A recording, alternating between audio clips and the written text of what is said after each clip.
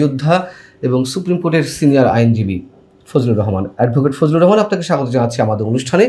প্রথমেই আপনার কাছ থেকে একটি বিষয় জানতে চাই।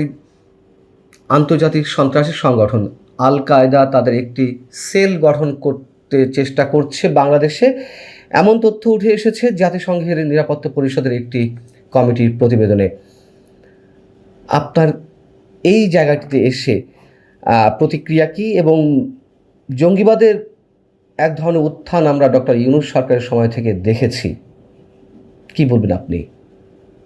আপনাকে অসংখ্য ধন্যবাদ। সবাইকে আমি সালাম জানাচ্ছি যারা আমাদের বক্তব্য শুনছে। আসলে এটা বলতে আমার খুব কষ্ট হয় যে এই দেশটা আসলেই মৌলবাদীদের ষড়যন্ত্রের কবলে চলে গিয়েছে। আমি এইমাত্র বসে জামাতের আমিরের একটি বক্তব্য শুনছিলাম। এত ঔদ্ধত্যপূর্ণ বক্তব্য।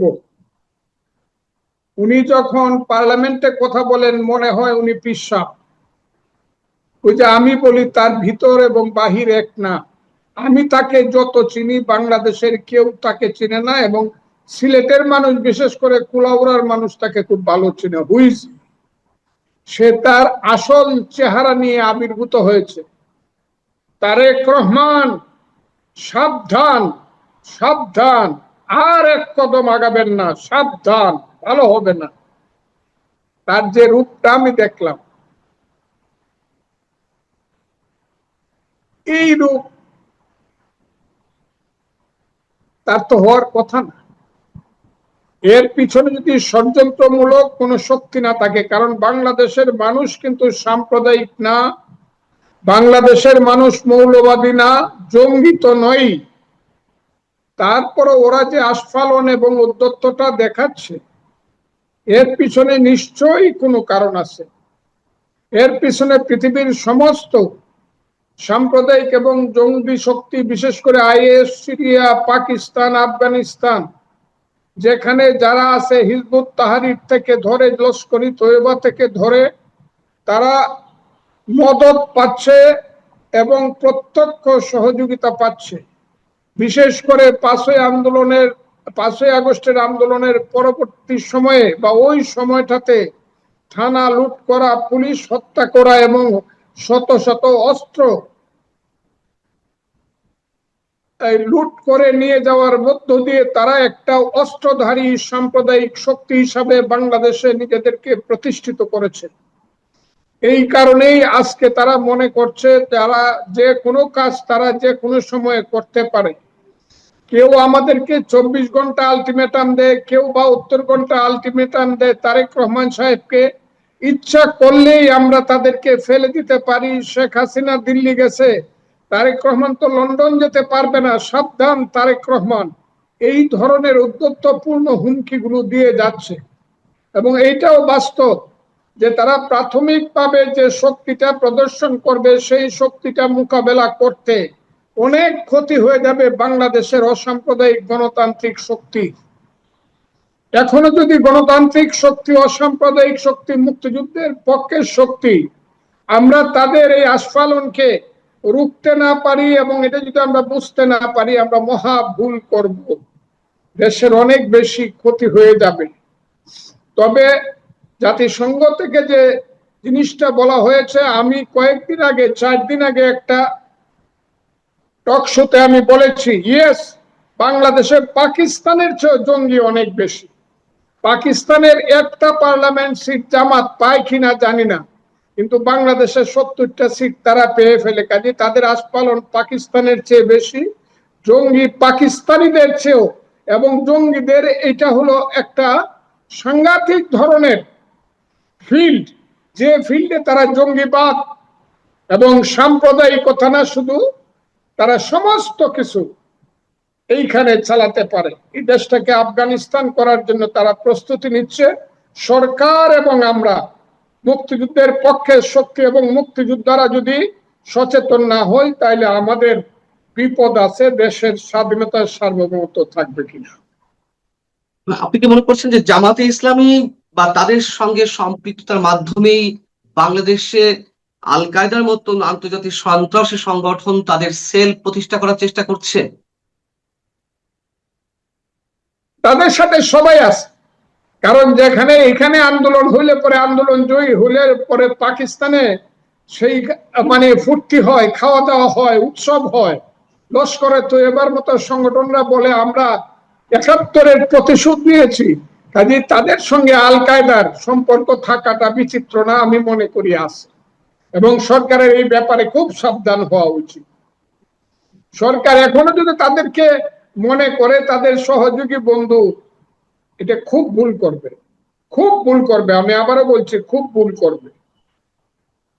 আপনি যেটি বলছেন, অনেকেই বলছেন যে জামাত বা জামাতের সাথে অন্য যারা এই যে নতুন দু একটি দল আছে, তারা যে জোট বেঁধেছে, আহ, জামাত, এনসিপি বা আরো দু একটি দল, এই জোটকে বর্তমান সরকার, বিএনপি সরকার বেশ খানিকটা ছাড় দিচ্ছে এবং মিলেমিশে সরকার চাইছে। যদি আপনি নিজেও যে কথাটি বললেন যে ছাড় দিলে ভুল করবে, কিন্তু অনেকে বলছে ছাড় দিচ্ছে, ছাড় দিয়ে তারা একসাথে রাজনীতি করার চেষ্টা করছে। যদি তাই হয় তাহলে কি ধরনের পরিণতি হতে পারে বিএনপির জন্য, আপনার দলের জন্য? আমি এটা বুঝি না। ছাড় দিচ্ছে বললেও এটা সবটা বলা হবে না। এর কারণ হলো এখানে যে ছাত্র শক্তি এবং যুব শক্তি বিএনপির মধ্যে আছে, তারা কিন্তু একদম এইসব রাজাকারের বাচ্চাদেরকে সহ্য করে না, পছন্দ করে না। তাদের বিরুদ্ধে কিন্তু তারা প্রতিরোধ গড়ে তুলে মাঝে মধ্যে। কিন্তু উপরের দিকে বিএনপির মধ্যে কিছু, যারা ৭১ সনে, যাদের পূর্বপুরুষেরা স্বাধীনতা বিরোধী ছিল, তাদের মধ্যে একটা দুর্বলতা আছে জামাতের প্রতি। আমি বলছি না, অনেকে মনে করে যে বিএনপির মধ্যে একটা পার্সেন্টেজ জামাতের প্রতি দুর্বলতা আছে। এটা তাদের আদর্শিক বা নীতিগত কারণেই। এই জায়গাটা কিন্তু বিএনপিকে সাবধান থাকতে হবে। এবং যদি সাবধান না হয়, এইরকম ৭-৫-১২ ধরনের কথা যদি বলে, হ্যাঁ মুক্তিযুদ্ধ চাই, জঙ্গিবাদও অসুবিধা নাই, এই ধরনের মনোবৃত্তি নিয়ে কিন্তু এদেরকে থামানো যাবে না। এবং বাংলাদেশের সঠিক রাজনীতি দেশে হবে না, বাংলাদেশও নাও থাকতে পারে। এইরকম যে আমরা মুক্তিযুদ্ধ চাই, গণতন্ত্র চাই, আর জঙ্গিবাদ থাকলে, সাম্প্রদায়িকতা থাকলে কোনো অসুবিধা নাই। রাতের বেলা একটু ফোন করে তাদেরকে একটু ভাই কেমন আছেন, দাদা কেমন আছেন বলে আসেন, একসাথে কাজ করি বললেই সব শেষ হয়ে যাবে। সাপ কোনোদিন সবল দিতে ভুল করেন, এরা সাপের চেয়েও ভয়ঙ্কর। সাম্প্রদায়িক শক্তি, স্বাধীনতা বিরোধী শক্তি, এরা সাপের চেয়েও ভয়ঙ্কর। এই কথাটা আমি বললাম, এটা একদিন প্রমাণিত হবে। আহ আমরা কি সেই জায়গা থেকেই দেখছি যে জুলাই যে জাদুঘরটি প্রতিষ্ঠিত হলো, জুলাই জাদুঘর, আহ এক ধরনের আইন করা হলো, আইনে বিধান করা হলো যে জুলাই গণ অভ্যুত্থানের স্মৃতি, গণ অভ্যুত্থান স্মৃতি জাদুঘরে কোনো ধরনের কোন স্থাপন, নিদর্শন ধ্বংস, বিনষ্ট বা পরিবর্তন, ক্ষতি সাধন করলে সর্বোচ্চ 10 বছরের কারাদণ্ড এবং 10 লাখ টাকা অর্থদণ্ড। আর এই জাদুঘরের কিছু নিদর্শন চুরি বা পাচার করলে তার জন্য 5 বছরের কারাদণ্ড এবং বা 5 লাখ টাকা অর্থদণ্ড বা উভয় দণ্ড হতে পারে। আমার প্রশ্ন হচ্ছে, যেখানে আমাদের মুক্তিযুদ্ধ স্মৃতি জাদুঘর ধ্বংস করা হলো, লুটপাট করা হলো, মুক্তিযুদ্ধের অসংখ্য স্মৃতি নিদর্শন বুলডোজার দিয়ে গুড়িয়ে দেওয়া হলো, বঙ্গবন্ধু 32 নম্বর বাড়ি, বঙ্গবন্ধু স্মৃতি জাদুঘর, যেটি অবশ্য ৭১-এর অসংখ্য স্মৃতি নিদর্শন ছিল যেখানে, সেগুলো গুড়িয়ে দেওয়া হলো বুলডোজার দিয়ে। এবং এখনো অনেক কিছু হচ্ছে। কয়েকদিন আগে বীরশ্রেষ্ঠ হামিদুর রহমানের ভাস্কর্য গুড়িয়ে দেওয়া হয়েছে।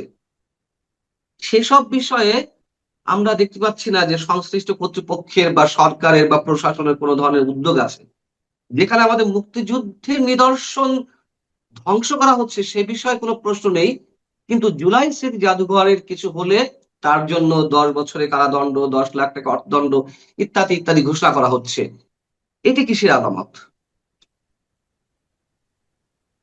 এই ধরনের কোনো আইন বা সার্কুলার দিয়ে কোনো প্রতিষ্ঠান বা কোনো দর্শনীয় স্থান রক্ষা করা যাবে, তাহলে বুঝা গেল যে এদের মধ্যেই দুর্বলতা আছে, জাদুঘরের মধ্যেই দুর্বলতা আছে। অর্থাৎ জাদুঘরটা এটা সার্বজনীন না, এবং সার্বজনীন ভাবে মানুষ এটাকে স্বীকারও করে না। এই দুর্বলতাকে হয়তো বা এই আইনটা করা হয়েছে। আমি জুলাই জাদুঘর সম্পর্কে বেশি বলতে চাই না। The time will come and the time will answer in time. জুলাই জাদুঘর কতদিন, কিভাবে, কতটুকু মানুষ গ্রহণ করবে না করবে, ইতিহাস সেটা বলবে, একটু অপেক্ষা করতে হবে। তবে একটা কথা বলবো, আমাদের দুর্ভাগ্য, মুক্তিযোদ্ধাদের দুর্ভাগ্য, মুক্তিযুদ্ধের নামে, মুক্তিযুদ্ধের চেতনার নামে যারা 15 বছর দেশটাকে চালাইছিল, এই জায়গাতে যাওয়ার জন্য কিন্তু তাদের দুষ্কর্ম কম দায়ী নয়। তারাই কিন্তু এই দেশটাকে আজকে রাজাকার আল বদরের বাচ্চাদের হাতে তুলে দিছে, এবং এই ধরনের আইন আমাদেরকে শুনতে হচ্ছে।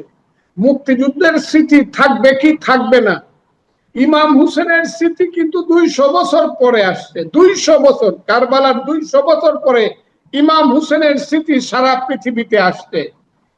ইমাম হুসেন আজকে সারা পৃথিবীর মুসলমানের 10ই মুহররম আসার সঙ্গে সঙ্গে ইমাম হুসেনের পুণ্য স্মৃতি ভেসে ওঠে। মানুষ হাই হুসেন হাই হুসেন করে কাঁদে, ইয়াজিদকে অভিসম্পাত দেয়, ইয়াজিদকে অভিশাপ দেয়। এই জায়গাটা কিন্তু মুক্তিযুদ্ধকে কেউ এদেশে ধ্বংস করতে পারবে না। মুক্তিযুদ্ধ মানুষের হৃদয়ে থাকবে, ইতিহাসে থাকবে। আর মুক্তিযুদ্ধটা শুধু বাংলাদেশের ভিতরের ব্যাপার ছিল না। ওই 26শে মার্চ বা 16ই ডিসেম্বর শুধু বাংলাদেশের এই 54,000 বর্গ মাইল জায়গার ব্যাপার না, এটা সারা পৃথিবীর আজকের 100-212টা দেশের ব্যাপার। সবাই জানে হোয়াট ইজ হোয়াট। এখানে কে কি করলো বা করলো না, মুক্তিযুদ্ধকে সম্মান করলো কি করলো না, এইটা বড় কথা নয়। মুক্তিযুদ্ধ বাংলাদেশের ইতিহাসের সোনালী অধ্যায়। এই অধ্যায়কে কেউ ধ্বংস করতে পারবে না, সাময়িকভাবে বাধাগ্রস্ত করতে পারবে। ইউ ওয়েট ফর টাইম, দেখেন কি হয়। মুক্তিযুদ্ধ অবশ্যই ফিরত আসবে। আর মুক্তিযুদ্ধ ফিরত না আসলে, মুক্তিযুদ্ধ সম্মানিত না হলে, মুক্তিযুদ্ধের আদর্শ প্রতিষ্ঠিত না হলে কিন্তু বাংলাদেশ থাকবে না। এটা করতেই হবে। এবং আজকে যারা করছে তাদেরকে আমি এটা বলতে চাই না কিছু, কিন্তু আমার ধারণা গণতান্ত্রিক শাসন যদি চলে, আস্তে আস্তে তারা নিশ্চিহ্ন হয়ে যাবে। এখনো যেন কোথায় কিভাবে অন্ধকারের জীবেরা, ড্রেইনের সেই সব ময়লা আবর্জনার জীবেরা কি যেন ভাবে কোথায় যেন নিঃশ্বাস ফেলানো, ভালোভাবে নিঃশ্বাস ফেলানোর সুযোগ পাচ্ছে, এইটাও এক সময় বন্ধ হয়ে যাবে, যেদিন জনগণ বুঝবে যে এরা হলো রাজাকারের বাচ্চা, স্বাধীনতার বিরোধীদের বাচ্চা। এবং এইটা মুক্তিযুদ্ধ। তখন একটা কথা বলি, একটা রাজনৈতিক যুদ্ধ হবে। মুক্তিযুদ্ধ চাও কি চাও না, নাকি রাজাকার আলবদরের দেশ চাও, নাকি পাকিস্তান চাও, তখন দেখবেন ওয়ান্স ফর এভার মুক্তিযুদ্ধ জিতবে এবং প্রতিষ্ঠিত হবে। এরপরে আর কেউ কথা বলার সাহস পাবে না। মুক্তিযুদ্ধই হবে বাংলাদেশের শেষ কথা। আপনি যেমন বলছেন যে বিএনপির মধ্যে একটি অংশ আছে যারা স্বাধীনতা বিরোধী শক্তির সাথে তাল মিলিয়ে চলে, বা স্বাধীনতা বিরোধী একটি অংশ বিএনপির মধ্যে রয়েছে, সেটি অনেকেই বলেন, আপনি সেটি বলছেন। এই যে যে আইনটি হলো জুলাই স্মৃতি জাদুঘর নিয়ে, জুলাই স্মৃতি জাদুঘর নিয়ে হোক, আইন হোক, যাই হোক, আমাদের কোনো আপত্তি নেই। কিন্তু যেখানে মুক্তিযুদ্ধের অসংখ্য স্মৃতি নিদর্শন ধ্বংস করা হচ্ছে, সেই সব বিষয়ে মাথা ব্যথা নেই সরকারের মধ্যে। এটি কি সেই অংশ দ্বারা পরিচালিত হচ্ছে? সরকারের বিভিন্ন কর্মকাণ্ড কি ওই স্বাধীনতা বিরোধী ওই শক্তি দ্বারাই পরিচালিত হচ্ছে? আমি সেটা না বললেও বলবো, আপনাকে কিছুদিন ওয়েট করতে হবে জিনিসটা বুঝবার জন্য। যদি সরকার মুক্তিযুদ্ধের স্মৃতিচিহ্ন ধ্বংস যারা করে তাদেরকে যদি প্রতিহত করতে না পারে বা না করে, তাইলে বুঝতে হবে মুক্তিযুদ্ধ রিয়েলি বিপদে আছে। আমি আরেকটা প্রসঙ্গে আপনার কাছে একটু প্রশ্ন করি যে রাষ্ট্রপতি নির্বাচন হতে যাচ্ছে, বা আমরা মোটামুটি জেনে গেছি যে আপনার দলের মহাসচিব মির্জা ফখরুল ইসলাম আলমগীর সাহেব তিনি রাষ্ট্রপতি হতে যাচ্ছেন, এটি মোটামুটি নিশ্চিত। কিন্তু ডক্টর ইউনূসের একটা তৎপরতা ছিল রাষ্ট্রপতি হওয়ার জন্য, বিএনপি সেই জায়গা থেকে বেঁচে গেছে বলে অনেকেই মনে করেন। আহ ডক্টর ইউনূসের খেলা কি তাহলে সম্পূর্ণভাবে থেমে গেল, বা যুক্তরাষ্ট্র বা ডিপ স্টেটের কাছে তার প্রয়োজনীয়তা ফুরিয়ে গেছে? আপনাকে তাই মনে হয়? দেখেন, রাষ্ট্রপতি নির্বাচনটা আপনি আমার 3-4 দিন 5 দিন আগে একটা বক্তব্য যদি শুনেন তাহলে দেখবেন আমি বলছিলাম যে বিশেষ করে ফখরুল ইসলাম আলমগীর নির্দিষ্টভাবে রাষ্ট্রপতি হওয়ার জন্য তার ত্যাগ তিতিক্ষা, তার এই যে দেশ নেত্রী বেগম খালেদা জিয়ার মানে 1/11-এর পর থেকে তার যে 5ই আগস্ট পর্যন্ত জনাব ফখরুল ইসলামের যে ত্যাগী ভূমিকা, তার যে জেল জুলুম অত্যাচার সহ্য করার যে ইতিহাস, he is the best person to B the president, honourable president of Bangladesh. এটা আমি কিন্তু এই 5 দিন আগে কথাটা বলছি। তারপরও বলছিলাম, এরপরও আমি বলবো যে আমাদের দলে অনেক মানে ত্যাগী ব্যক্তি আছে, সিনিয়র ব্যক্তি আছে, রাজনীতিবিদদের থেকে একজন হওয়া প্রয়োজন, কিন্তু ফখরুল ইসলাম আলমগীরের নামটা আমি নির্দিষ্টভাবে উল্লেখ করেছি। উনি হয়েছে, আমি খুশি হয়েছি, উনাকে অভিনন্দন জানাই, কিন্তু ইউনূসের যে চক্রান্তটা ছিল সেই চক্রান্তটা এত বড় ছিল, কোনো কারণে যদি জনাব তারেক রহমান সাহেবের উপরে দায়িত্ব দিয়েছিল পার্টি, কোনো কারণে যদি উনি ইউনূস সাহেবকে রাষ্ট্রপতি করতেন, আজকে থেকেই আমার ধারণা দেশ ভিন্ন পথে চলবে। কারণ ইউনূস সাহেব হলো কনস্পাইরেটর, হি ইজ এন ইন্টারন্যাশনাল কনস্পাইরেটর। তিনি বাংলাদেশের কোনো কিছু ভালোতে উনি বিশ্বাস করেন না, কারণ তিনি বাংলাদেশের স্বাধীনতার সংগ্রামী না, স্বাধীনতার সংগ্রামেও বিশ্বাস করেন না, মুক্তিযুদ্ধেও বিশ্বাস করেন না, তার পরিবারের কোনো লোক মুক্তিযুদ্ধে যায়নি। এটা আমরা পরে জানতে পারছি, অথচ তিনি নোবেল লরিয়েট, এটাও সত্য। মুসলমানের ছেলে নোবেল পাইছে, এটা আমাদের জন্য গৌরবের ছিল। কিন্তু 18 মাসের যে দেশ শাসন, সেই দুঃশাসনে মানুষ বুঝতে পেরেছে যে ইউনূস সাহেবের একটা পিঠ একরকম, আর একটা পিঠ একদম অন্ধকার।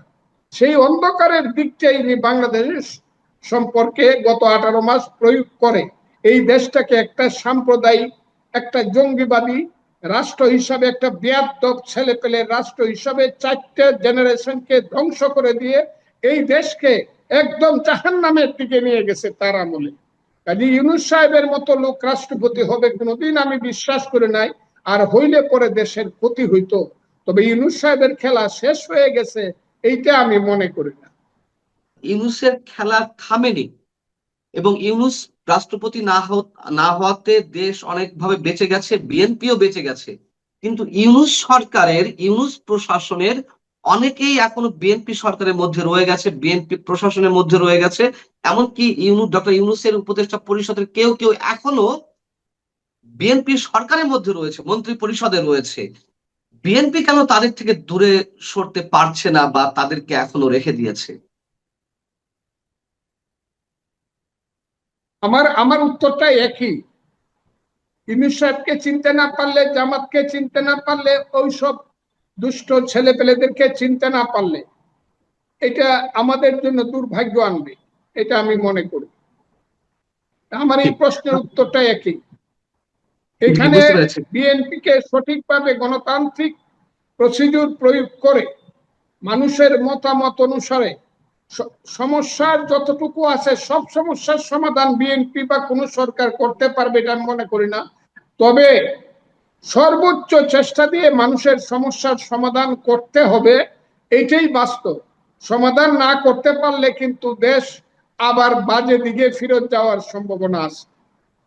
যে 15ই আগস্ট বঙ্গবন্ধুর মৃত্যুবার্ষিকী, আমরা দেখেছি এর আগে 2024-এর পর থেকে এ পর্যন্ত বঙ্গবন্ধুর 32 নম্বরে যারাই শ্রদ্ধা জানাতে গেছে বাধা দেওয়া হয়েছে, পুলিশ প্রশাসনের পক্ষ থেকে বাধা দেওয়া হয়েছে। এবার 15ই আগস্ট বঙ্গবন্ধুর মৃত্যুবার্ষিকী উপলক্ষে আপনার কোনো প্রতিক্রিয়া আছে?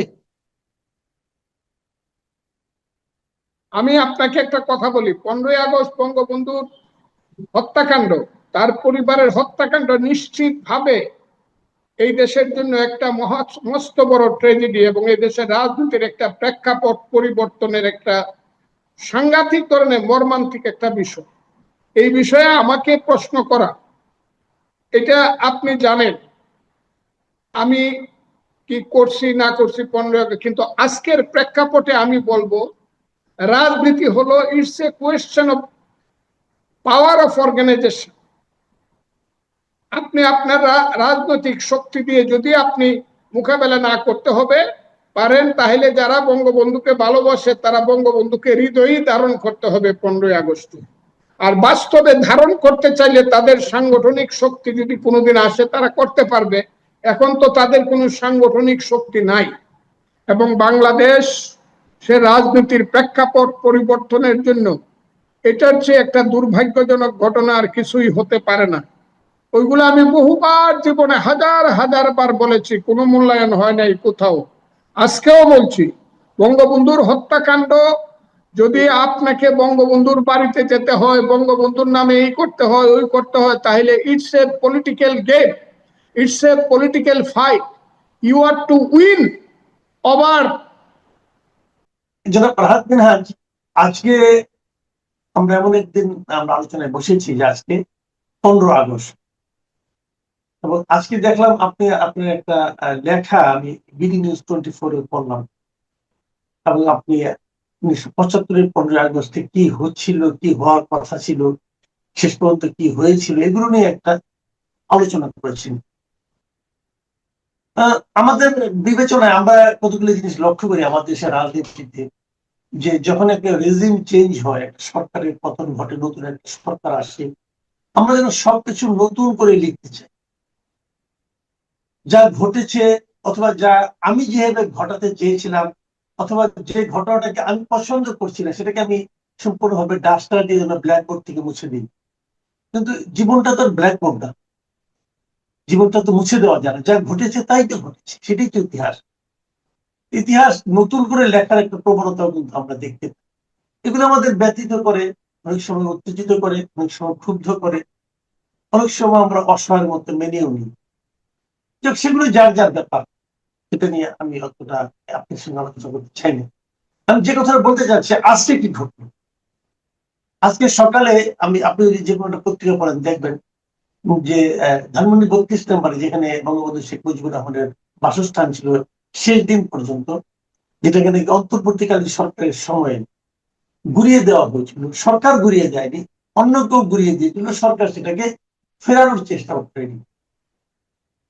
সেই জায়গা দিয়ে যাতে কেউ হেঁটেও যেতে না পারে সেজন্য রাস্তার দুদিকে আপনার পুলিশ প্রহরা ছিল। এই হলো বাস্তবতা। একজনকে বোধহয় অ্যারেস্ট করা হয়েছিল, ওখান থেকে গিয়েছিল, সে কেন গেল, কেন সে ফুল দিতে গেল, এই অপরাধ। তো সেগুলো নিয়ে আমার কিছু ছোটখাটো প্রশ্ন আছে, প্রশ্নগুলো আপনাকে করবো, কিন্তু তার আগে সামগ্রিক ভাবে আপনার মূল্যায়নটা আমি জানতে চাচ্ছি 15 আগস্টকে কেন্দ্র করে। 15 আগস্টকে আপনি কিভাবে দেখেন, এখন কিভাবে দেখছেন?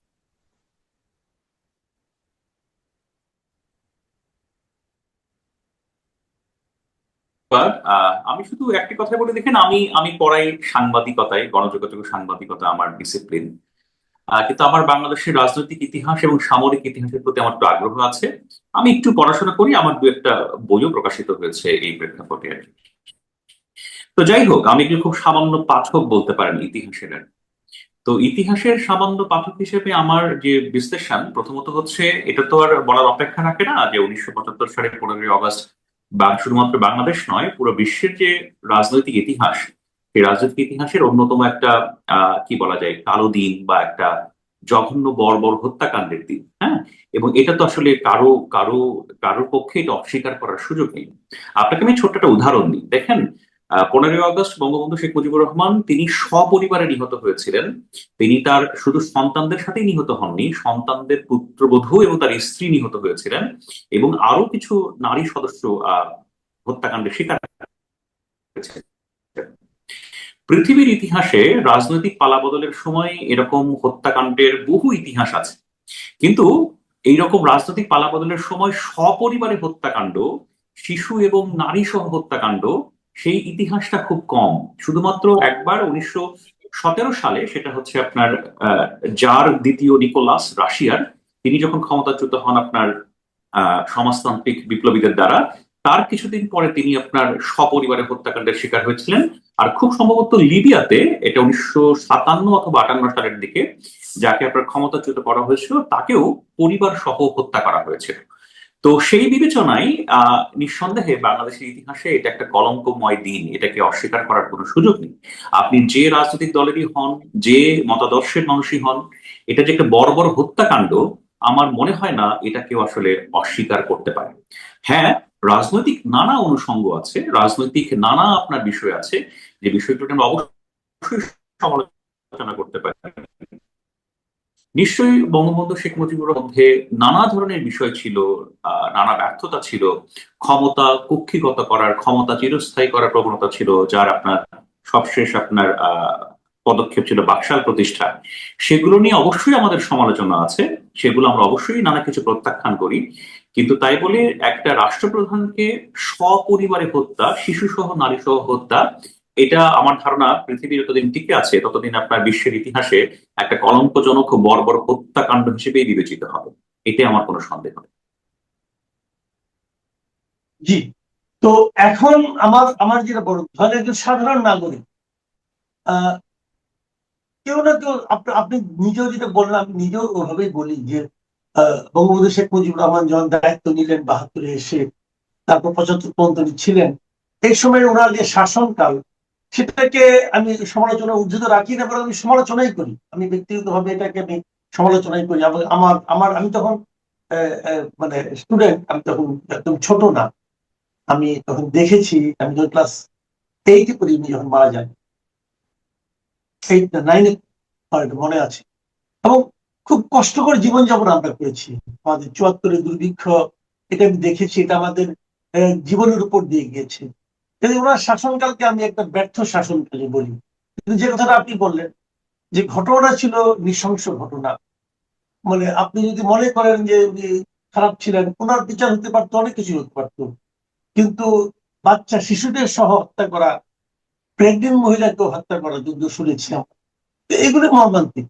কিন্তু তারও যে বড় কথা, তারপরও তো ওনার কিছু অনুসারী আছে, ওনার কিছু ভক্ত আছে যারা ওনাকে পছন্দ করতেন। আমার বাবা মারা গেলে আমি তার বাবার মাজারে যে ফুল দিতে পারি, তার কবরে যে ফুল দিতে পারি, ওনার প্রতি শ্রদ্ধা জ্ঞাপন করতে। আমার চাচা মারা গেলে, আমার প্রতিবেশী মারা গেলে, যাকে আমি ভালোবাসি, তার মৃত্যুতে আমি শোক প্রকাশ করতে পারি।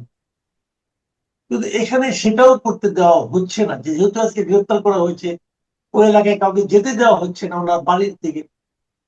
এই এই যে ঘটনাগুলো, এগুলোকে আপনি মানে পলিটিক্যালি কিভাবে দেখেন? না, আপনি ঠিক বলেছেন। প্রথমত হচ্ছে, আমি যেহেতু রাজনীতিবিদ নই, আমি রাজনৈতিক দৃষ্টিকোণ থেকে এটা ব্যাখ্যা করার সামর্থ্য আমি রাখি না, নাম্বার ওয়ান। তবে যেহেতু আমি একাডেমিশিয়ান, আমি যেহেতু একটু পড়াশোনা করি, আমি কয়েকটা ছোট্ট উদাহরণ আপনাকে বলি। দেখেন, 5 আগস্ট পূর্ববর্তী এবং পরবর্তী সময়ে বাংলাদেশে একটা অত্যন্ত আলোচিত শব্দ হচ্ছে ফ্যাসিবাদ, ফ্যাসিজম। হ্যাঁ, যেটা আপনার ইতালিতে আপনার গত শতাব্দীতে আপনার পরিপূর্ণভাবে আপনার বাস্তবায়িত হয়েছিল। তো ফ্যাসিজমের নানা ধরনের আপনার কন্টেন্ট আছে, ফ্যাসিজমের নানা ধরনের আপনার উদাহরণ আছে, ফ্যাসিজমের নানা ধরনের আপনার উপসর্গ আছে, উপাদান আছে। তো আমি শুধুমাত্র এটুকু বলি আপনাকে যে, যখন আপনি কাউকে তার রাজনৈতিক মতাদর্শ বা রাজনৈতিক আদর্শের চর্চা করতে দেন না, সেটা আপনার ফ্যাসিজমের অংশ কিনা, উপাদান কিনা, আপনার একটু পড়াশোনা করে দেখতে পারেন। হ্যাঁ, আমি শুধু এইটুকুই বলি, আমার পক্ষে আর বেশি বলা সম্ভবপর নয় বর্তমান বাস্তবতায় আর কি। হ্যাঁ, যে আপনারা একটু দেখবেন যে, কেউ যদি কোনো একটা রাজনৈতিক দলের প্রতি আনুগত্য প্রকাশ করেন, সে যদি অপরাধী না হন, সে যদি খুনি না হন, সে যদি কাউকে কারোর প্রতি যদি অন্যায় না করে থাকেন, এবং তিনি যদি তার রাজনৈতিক মতাদর্শ আপনার চর্চা করতে চান, কাউকে শ্রদ্ধা জানাতে চান, সেটাকে বাধা দেয়া কোন ধরনের আচরণ, যারা একটু পড়াশোনা করেন, জানেন, তারা একটু দেখতে পারেন। হ্যাঁ, আমার মনে হয় উত্তরটা পেয়ে যাবেন। আর আপনাকে আমি আরেকটা কথা বলি, হ্যাঁ, সেটা একটু মনে রাখা প্রয়োজন। দেখুন, বঙ্গবন্ধু শেখ মুজিবুর রহমান তো শুধু আপনার বাংলাদেশের স্বাধীনতা সংগ্রামের অবিসংবাদিত নেতা ছিলেন না, তিনি একই সাথে একটি রাজনৈতিক মতাদর্শের প্রধান ব্যক্তিত্ব ছিলেন। তিনি আজও একটি রাজনৈতিক মতাদর্শের প্রধান বাতিঘর, সেটা হচ্ছে বাঙালি জাতীয়তাবাদ ভিত্তিক যে রাজনীতি, সেই রাজনীতি তিনি একজন একজন প্রধান আইকন। তো দেখা যায় এরকম যে, বাঙালি জাতীয়তাবাদের বিরুদ্ধে যে সকল রাজনৈতিক দল বা রাজনৈতিক মতাদর্শের অবস্থান, তারা শুধুমাত্র শেখ মুজিবুর রহমানকে বাংলাদেশের রাষ্ট্রযন্ত্রের ইতিহাস থেকে মুছে ফেলা নয়, তার রাজনৈতিক চর্চা যাতে বহাল না থাকে সেটার জন্য কিন্তু বাংলাদেশের বিভিন্ন সময় বিভিন্ন রাজনৈতিক পক্ষ, বিভিন্ন সরকার সেই চেষ্টা করে গেছে। কিন্তু একটা কথা আপনাকে আমি পরিষ্কার করে বলি আমার সামান্য জ্ঞানে, হ্যাঁ, এটা হচ্ছে কোন রাজনৈতিক ব্যক্তিকে হত্যা করে, কোন রাজনৈতিক কর্মসূচি পালন করতে না দিয়ে রাজনৈতিক মতাদর্শ বা রাজনৈতিক আদর্শকে মুছে দেয়া যায় না। বরং কেউ যদি আপনার কোন রাজনৈতিক মতাদর্শ, রাজনৈতিক আদর্শকে অবদমন করার চেষ্টা করে, মুছে দেওয়ার চেষ্টা করে, তখন সেই রাজনৈতিক চিন্তা, সেই রাজনৈতিক মতাদর্শ আরো শক্তিশালী এবং আরো আপনার গ্রহণযোগ্য হয়ে মানুষের সামনে আপনার প্রতিষ্ঠিত হয়। তো যারা আসলে এই কাজগুলো করছেন, আগেও করেছেন, তারা কিন্তু জানেন, হ্যাঁ, যে এর ফলাফলটা কি। কিন্তু তারপরেও আমাদের বাংলাদেশের বাস্তবতাটা কি? বাংলাদেশের বাস্তবতা হচ্ছে যখনই যে সরকার যখন ক্ষমতায় আসে, তখনই আসলে আগের যা কিছু আছে সবকিছুকে মুছে ফেলার চেষ্টা করে, যেটা আপনি একটু আগে বললেন আর কি, হ্যাঁ। তো সেই চর্চা এবং সেটাকে অপ্রাসঙ্গিক করে দেওয়ার চেষ্টা করে, সেই চর্চা তো আমার ধারণা এখনো চলমান, সেটা আপনি আমি চাইলেই আটকাতে পারবো বলে মনে হয় না। আমরা অন্তর্বর্তীকালীন সরকারের আমলে কিছু জিনিস দেখেছিলাম যেগুলো আমাদেরকে অনেককে, আমি জানি না, আমাকে ব্যক্তিগতভাবে আহত করেছে, আমি অন্যের কিছু পাচ্ছি না। যে ইতিহাসকে মুছে ফেলার চেষ্টা, ইতিহাসকে নতুন করে লেখার চেষ্টা, আমরা কিন্তু অনেক কিছু দেখেছি। ৭১ কি হয়েছিল সেটা নতুন একটা আপনার ব্যাখ্যা দাঁড় করানোর চেষ্টা, এগুলো আমরা অন্তর্বর্তীকালীন সরকারের আমলে দেখেছি। আসলে আপনি তো যেহেতু একজন মানে শিক্ষাবিদ, আপনাকে আমি এই প্রশ্নটা করতে চাই যে ইতিহাসটাকে নতুন করে লেখা যায়, এটা এমন কোনো উদাহরণ আছে যে ইতিহাস আমি যে চাই সেভাবে নতুন করে লেখা হবে, ইতিহাস পাল্টে দেওয়া যাবে, নতুন ব্যাখ্যা দেওয়া করানো হয়তো বা যায়, আমি ঠিক জানি না। আপনার অভিজ্ঞতা কি বলে? না, প্রথমত হচ্ছে কে আপনার একটা চ্যাপ্টার পুরোপুরি মুছে নতুন করে লিখতে চায়, আপনাকে প্রথমত এটা বলতে হবে যে এটা কে তাগিদ বোধ করে। সেই তাগিদ বোধ করে যার ওই ইতিহাসের চ্যাপ্টারে যার গ্লানি আছে, অপমান আছে, যার পরাজয়ের ইতিহাস আছে। শোনেন, বাংলাদেশের মুক্তিযুদ্ধের ইতিহাসে অনেক ধরনের তর্ক বিতর্ক, অনেক গ্রে এরিয়া, অনেক ধরনের স্বস্তি অস্বস্তির অনেক কিছু আছে, আমি আপনাকে বলছি। কিন্তু তারপরও বাংলাদেশের মুক্তিযুদ্ধ এবং বাংলাদেশের একটা স্বাধীন ভূখণ্ড, এটা আপনার আমার জাতীয় জীবনের সর্বশ্রেষ্ঠ অর্জন, বাঙালি জাতির হাজার বছরের ইতিহাসের সর্বশ্রেষ্ঠ অর্জন। তো এই অর্জনের যে আপনার মহাকাব্য, এই মহাকাব্যকে মুছে যে নতুন করে লিখতে চায়, যে নতুন করে সবকিছু বদলে দিতে চায়, আপনাকে মনে রাখতে হবে তার হয়তো এই ইতিহাসের প্রেক্ষাপটে অনেক গ্লানি অথবা অপমানের অনেক চ্যাপ্টার আছে, অনেক চিহ্ন আছে, এবং সে সেটাকে মুছতে চায়। এবং আমি অত্যন্ত পরিতাপের সাথে দেখেন, বাংলাদেশের ইতিহাসে ডক্টর মোহাম্মদ ইউনূস সাহেবের আপনার অন্তর্বর্তী সরকার ছিল, আমি বলবো গুণী জ্ঞানী শিক্ষিত মানুষের একটা সরকার। এত গুণী মানুষ, এত সংবেদনশীল শিক্ষিত মানুষ বাংলাদেশের রাষ্ট্রযন্ত্রে একসাথে কখনো দায়িত্বে ছিল না, আমি আপনাকে দায়িত্ব নিয়ে বলছি। কিন্তু এই মানুষগুলো বাংলাদেশের মুক্তিযুদ্ধের ইতিহাসের প্রতি এত অসংবেদনশীল আচরণ করেছে, এই মানুষগুলো বাংলাদেশের মুক্তিযুদ্ধের ইতিহাস নিয়ে এত ভীতিকর, এত আপনার ঘৃণ্য সব আপনার কর্মকাণ্ড করেছে, যে এই যে গুণীজন শিক্ষিত জন, এই মানুষদের প্রতি না, আমার ধারণা আমি সহ বহু মানুষের শ্রদ্ধা বোধ উঠে গেছে। আরে এটা কি করছে?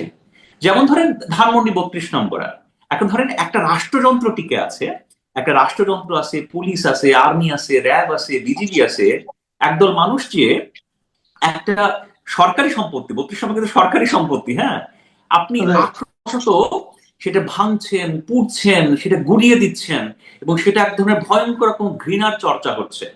আমি আপনার সাথে আলাপ করছি, এই আলাপের একটা লক্ষ্য আপনার আওয়ামী লীগের পুনঃপ্রতিষ্ঠা নয়, ২৪-এর গণ অভ্যুত্থানের যে আপনার রক্তদান, ২৪-এর গণ অভ্যুত্থানের যে চেতনা, সেটার বিরোধী নয়।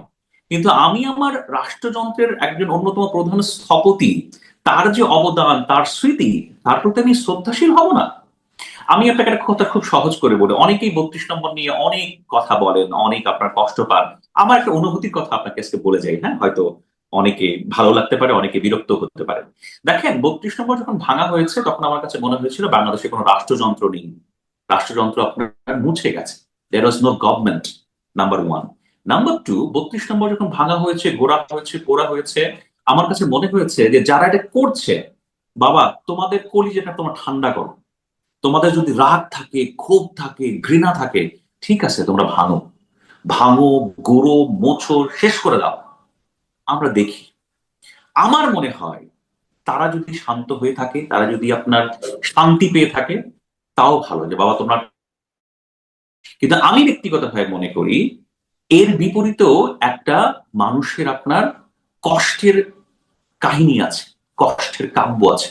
এই ঢাকা শহর থেকে সারা বিশ্বের বহু মানুষ এই স্মৃতি বিজড়িত, মুক্তিযুদ্ধের স্মৃতি বিজড়িত বাড়িটা যখন আপনার এইভাবে নৃশংসভাবে ভাঙা হয়েছে, ভয়ঙ্কর রকম ঘৃণা সূচক ভাবে ভাঙা হয়েছে, কিন্তু বহু মানুষ কষ্ট পেয়েছে। এবং আপনি বিশ্বাস করেন, আপনার সাথে আমি কথা বলছি আজ 2026 আপনার 15 আগস্ট কথা বলছি। হতে পারে 10 বছর 15 বছর পর এই এই 32 নম্বরই আপনার বহু বাঙালির বহু বাঙালির কাছে শ্রদ্ধা জানানোর তীর্থস্থান হতে পারে এই 32 নম্বরই বহু মানুষের, শত শত মানুষের, হাজার হাজার মানুষের, কোটি কোটি মানুষের পাপ মোচনের তীর্থস্থান হতে পারে এই 32 নম্বরে শ্রদ্ধা জানানোর জন্য দিনের পর দিন, রাতের পর রাত মানুষজন লাইন দিয়ে দাঁড়ায় থাকতে পারে, ঘটতে পারে। এটা বাংলাদেশ।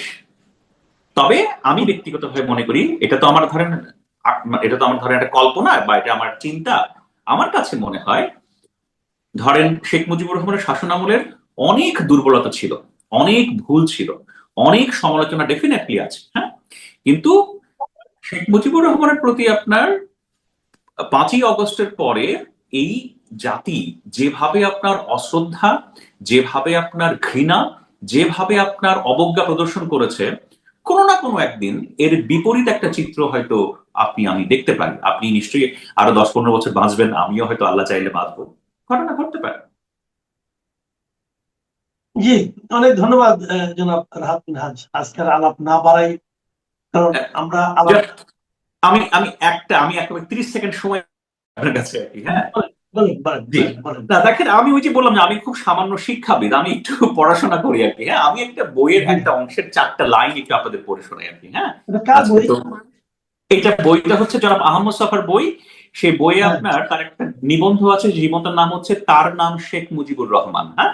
এটা তিনি 1988 সালে লিখেছিলেন, হ্যাঁ। এই এই যে নিবন্ধের মধ্যে অনেক এই এই নিবন্ধের যে মধ্যে তিনি অনেক সমালোচনা করেছেন শেখ মুজিবুর রহমান সাহেবের আর কি, হ্যাঁ। এখানে তার অনেক সমালোচনা আছে। তার শেষে কয়েকটা লাইন আছে, হ্যাঁ, আমি একটু সেটা একটু আপনার এটা উদ্দেশ্যে কোন প্রবন্ধ লেখা? এটা লেখা হচ্ছে কোন সালে এই প্রবন্ধটা? আচ্ছা, এই প্রবন্ধটার নাম হচ্ছে আপনার তার নাম শেখ মুজিবুর রহমান। এই জি, প্রবন্ধটা প্রকাশিত হয়েছিল এই বইয়ের তথ্য অনুযায়ী 1988 সালে। আচ্ছা, 88 সাল। হ্যাঁ, হ্যাঁ। আচ্ছা, এই বইয়ের শেষ 4-5টা লাইন একটু আপনাকে আমি পড়ে শোনাতে চাই আর কি, হ্যাঁ। তিনি শেখ মুজিবুর রহমান সাহেবের অনেক সমালোচনা করেছেন, তার আপনার মুক্তিযুদ্ধের ভূমিকা নিয়ে অত্যন্ত কঠোর সমালোচনা করেছেন, কিন্তু শেখ মুজিবুর রহমানের মৃত্যুর পরে জনাব আহমদ ছফা তাকে নিয়ে কয়েকটা লাইন লিখেছিলেন, সেটা এই নিবন্ধে আছে, সেটা একটু আমাদের শেষ পড়ে শোনাচ্ছি। জি জি, পড়েন। আজ থেকে অনেক অনেক দিন পরে হয়তো কোনো পিতা তার শিশুপুত্রকে বলবেন, জানো খোকা, আমাদের দেশে একজন মানুষ জন্ম নিয়েছিলেন যার দৃঢ়তা ছিল, তেজ ছিল, আর ছিল অসংখ্য দুর্বলতা। কিন্তু মানুষটির হৃদয় ছিল, ভালোবাসতে জানতেন। দিবসের উজ্জ্বল সূর্যালোকে যে বস্তু চিকচিক করে জ্বলে তা হলো মানুষটির সাহস। আর জ্যোৎস্না রাতে রূপালী কিরণ ধারায় মায়ের স্নেহের মতো যে বস্তু আমাদের অন্তরে শান্তি ও নিশ্চয়তার বোধ জাগিয়ে তোলে, তা হলো তার ভালোবাসা। জানো খোকা, তার নাম শেখ মুজিবুর রহমান। ধন্যবাদ। জি, ধন্যবাদ জনাব রাহাত মিনহাজ। আপনার সঙ্গে এমন একটা সময় কথা বললাম এবং এমন একটা বিষয় নিয়ে কথা বললাম, যে বিষয়টা নিয়ে এই দিনে অনেকে হয়তো কথা বলতে স্বাচ্ছন্দ্য বোধ করেন না। হয়তো আমাদের চরণেও কিছুটা আপনার লুকোছাপা ছিল, হয়তো আপনার উত্তরে ছিল, আমার প্রশ্নের ক্ষেত্রে ছিল, এবং সেটাও ছিল এই সময়ের কারণে। আমরা এমন একটা সময় আসলে চাই না, বরঞ্চ আমরা এমন একটা সময় চাই যখন যার মনে যা আছে সে নিঃসংকোচ চিত্তে সেই কথাটা উচ্চারণ করতে পারবে। আমরা এমন একটা সময় চাই, এবং সেই সময়টাকে আমরা কোনো অনুকূল সময় বলতে চাই না। আমি বলতে চাই সেটা হলো আমাদের হোক স্বাভাবিক সময়। কারণ বদান্যতায় সেই ধরনের সময় আসবে এটা চাই না। স্বাভাবিক নিয়মেই সেই ধরনের সময় আসবে যখন যার মনে যা আছে, যদি শেখ মুজিবের বিরুদ্ধে কিছু থাকে, যেমন সে নিঃসঙ্গ চিত্ত উচ্চারণ করতে পারবে, যদি শেখ মুজিবুর রহমানের পক্ষে তার কোনো অনুভূতি থাকে, সেটাও সে যেন নিঃসংকোচিত উচ্চারণ করতে পারে।